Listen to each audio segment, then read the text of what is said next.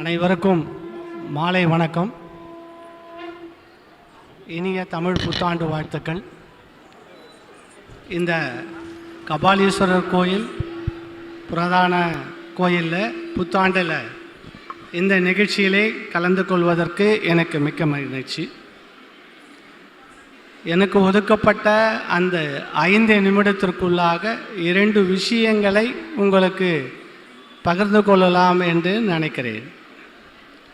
முதலாவதாக சென்னை பட்டினம், இரண்டாவது பக்தி. இந்த சென்னை பட்டினம் கிழக்கு பகுதியில் அமைந்துள்ளது இந்த மயிலை கபாலீஸ்வரர் கோயில். மேற்கு பகுதியில் அமைந்துள்ளது சைதாப்பேட்டை காரணீஸ்வரர் கோயில். வடக்கு பகுதியில் அமைந்துள்ள கோயில் திருவொற்றியூரில் தியாகராஜர் ஈஸ்வரர் கோயில். தெற்கு பகுதியில் திருவான்மையூர் மருதீஸ்வரர் கோயில்.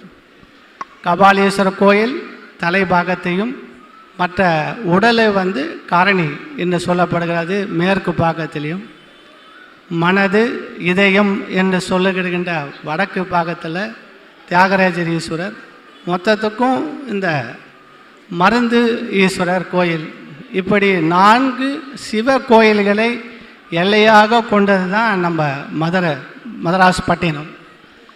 அந்த மதராஸ் பட்டத்தில் நம்ம இப்போது கபாலி என்ற அந்த ஏரியாவில் இருந்து இந்த புத்தாண்டுகளை பற்றி உங்களிடம் பேசுவதற்கு எனக்கு மிக்க மகிழ்ச்சி.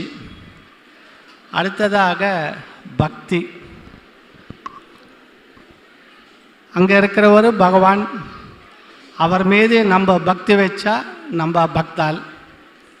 இந்த பக்தி அப்படிங்கிறது என்ன அப்படின்னு ஒரு விஷயத்தை சொல்லும் பொழுது, ஒரு சிறிய விஷயத்தை சொல்லிவிட்டு நான் அதை சொல்லலாம் என்று நினைக்கிறேன். 50 வருடத்துக்கு முன்பாக திரைப்படத்துறையிலே ரொம்பவும் பாப்புலரானவர் சாண்டோ சின்னப்ப தேவர். அவர் கோயம்புத்தூரில் ஒரு விஷயமாக போயிட்டு ஒரு ஹோட்டலில் தங்கி காசு எக்ஸ்சேஞ்ச் பண்ணும்போது அந்த ஹோட்டலுடைய கேஷ் பாக்ஸ்லேருந்து ஒரு சின்ன ஸ்லிப் ஒன்று அவருக்கு பணத்தோடு சேர்ந்து வந்துடுது. அதில் ஏதோ எழுதியிருந்தது. கூட இருந்தவரை அது என்னான்னு படிக்க சொல்கிறார். இல்லை சார், அது பேனா புதுசாக போகும்போது கிறுக்கு வாங்கலை, அது மாதிரி இருக்குது அப்படின்னு சொல்கிறார். இன்னொருத்தர்கிட்ட கொடுக்குறார். அவர் சொல்கிறாரு, இல்லை சார், அது ஏதோ டிசைன் பண்ணிட்டுருக்காங்க அப்படின்னு. கேஷியர்கிட்ட கொடுத்து இது என்னான்னு கேட்குறாரு. அவர் ஓம் சுப்பிரமணிய நம அப்படின்னு மலையாளத்தில் எழுதியிருக்கு சார், அது எங்கள் கேஷ் கவுண்டர்லேருந்து கை தவறி உங்களுக்கு வந்துருச்சு அப்படின்னு. இந்த விஷயத்தை அவர் ரிட்டர்ன் ஜேர்னியில் வேலூருக்கு பக்கத்தில் காங்கேய நல்லூரிலே உள்ள அருள்மிகு திருமுக கிருபானந்த வாரியார் சாமிகளிடம் அவர் சொல்கிறார். முதல்ல ஒருத்தன் சொன்னால் அதில் ஒன்றும் இல்லைன்னா, இன்னொருத்தன் அது கிறுக்கல் அப்படின்னு சொன்னான், இன்னொருத்தன் டிசைன் சொன்னான், இன்னொருத்தன் ஓம் சுப்பிரமணிய நம அப்படின்னு மலையாளத்தில் எழுதியிருக்குதுன்னு சொன்னான். அப்படின்னு சொன்ன உடனே அருள்மிகு திருமுருக கிருபானந்த வாரியார் சொன்னார், அந்த மொழி தெரியாதவனுக்கு அது கிறுக்கல், அங்கே எதுவுமே இல்லை. அந்த மொழி தெரிஞ்சவனுக்கு சுப்பிரமணிய நமகா அப்படின்னு இருக்குது. பகவானை நீங்கள் தெரிந்து கொள்ள வேண்டும் என்றால் பக்தி என்ற மொழி இருந்தால் பகவான் இல்லுக்கு. பக்தி என்ற மொழி உங்களுக்கு தெரியலன்னா அவன் எதுவுமே இல்லைன்னு தான் சொல்லுவான், கிறுக்குன்னு தான் சொல்லுவான் அப்படின்னு அதற்கு ஒரு விளக்க உரையை கொடுத்துருக்கிறாரு. பின்னிட்டு அதை அவருடைய சினிமாவிலையும் இந்த சினிமாவுக்கு தகுந்த மாதிரி கொஞ்சம் வசனத்தை மாற்றி எழுதியிருக்கிறாங்க. ஆக பக்தி என்பது பகவானுக்கு உள்ள ஒரு மொழி. நம்ம கபாலீஸ்வரர் கோயிலில் போகிறோம், தமிழில் பேசுகிறோம். திருப்பதியில் போனால் தமிழில் பேசுகிறதா தெலுங்கில் பேசுகிறதா? குருவாயூருக்கு போனால் தமிழில் பேசுகிறதா மலையாளத்தில் பேசுகிறதா? மூகாம்பிகைக்கு போனால் தமிழில் பேசுகிறதா கன்னடம் பேசுகிறதா அப்படின்னு ஒரு கேள்வி வருகிறது என்று சொல்லும் பொழுது, பக்தி என்ற மொழியில் நீங்கள் பகவானை ரீச் பண்ணணும். ஏன்னா பக்தி என்பது பகவானினுடைய பாஷை அப்படின்னு சொல்லி திருமுகந்த வாரியார் சொன்னதாக அவருடைய பிரதர்சன் சுயம்பர் சரித்திரத்தில் எழுதியிருக்காரு.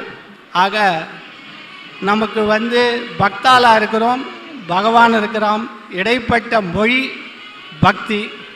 அதில் நம்ம பேசுகிற மொழி இல்லை, பகவான் பேசுகிற மொழி பக்தி தான். பக்தி இஸ் எ பாஷா. இந்த இளைஞர்களுக்கு புரியவாறு சொல்ல வேண்டும் என்றால், பகவானிடம் நாம் நம்மை இணைத்து கொள்ள வேண்டும் என்றால், இப்போ வீட்டில் இன்டர்நெட் வரும், வைஃபை வரும், பாஸ்வேர்டு போட்டால் தான் நம்ம செல்ஃபோன் அந்த இன்டர்நெட்டோட கனெக்ட் ஆகும்.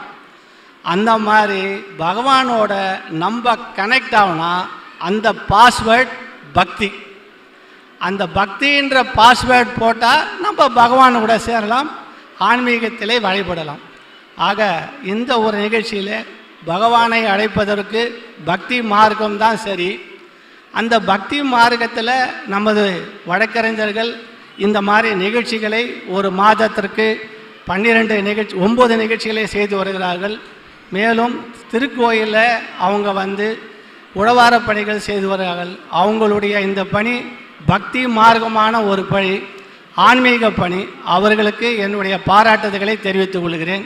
இன்றைய நிகழ்ச்சியில் இங்கு நடனமாட உள்ள அனைத்து குழந்தைகளுக்கும் என்னுடைய வாழ்த்துக்களை தெரிவித்துக் கொள்கிறேன். வாய்ப்பினை அளித்த நல்ல உள்ளங்களுக்கு என்னுடைய நன்றியை தெரிவித்துக் கொள்கிறேன். நன்றி.